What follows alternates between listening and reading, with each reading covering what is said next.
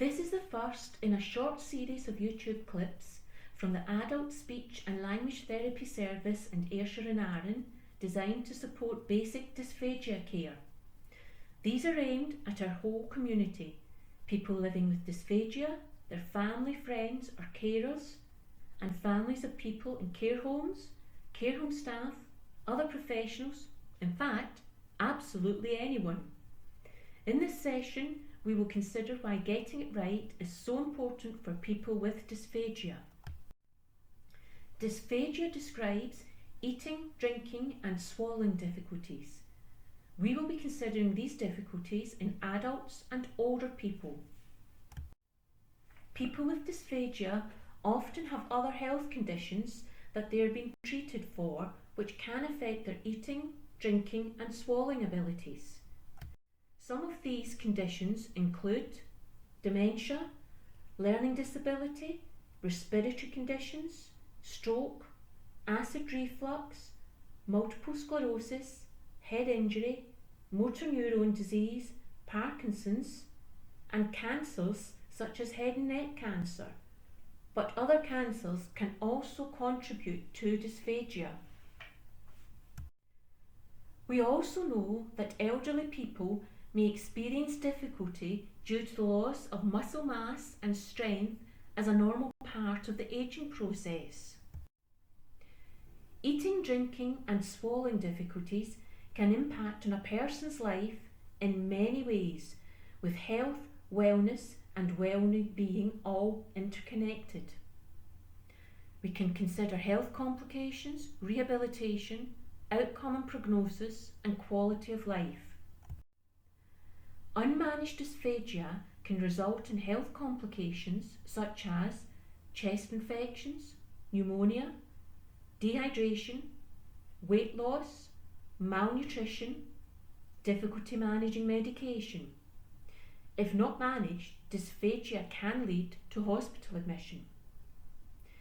Both diet and fluid intake support and impact a person's energy levels and strength.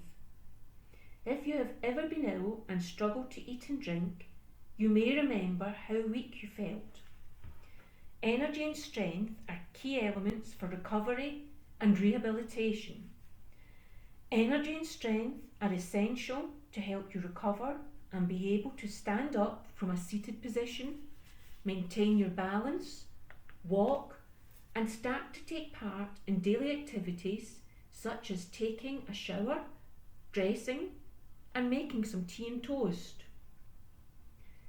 Managing eating, drinking, and swallowing difficulties can support recovery, rehabilitation, outcomes, and prognosis.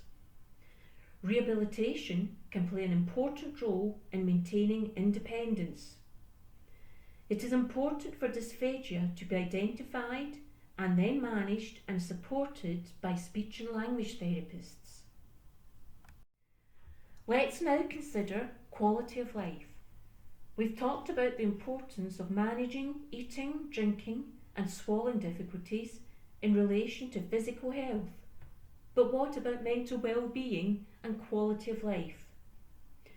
In virtually every culture around the world, one of the main means of gathering and interacting in an enjoyable way is around food. Food brings people together. If you have dysphagia, the emotional impact of having difficulties eating, drinking and swallowing can cause feelings of anxiety, worry, embarrassment, frustration, isolation and sadness. When managing dysphagia, we not only consider health but also the emotions and feelings that can be associated with dysphagia.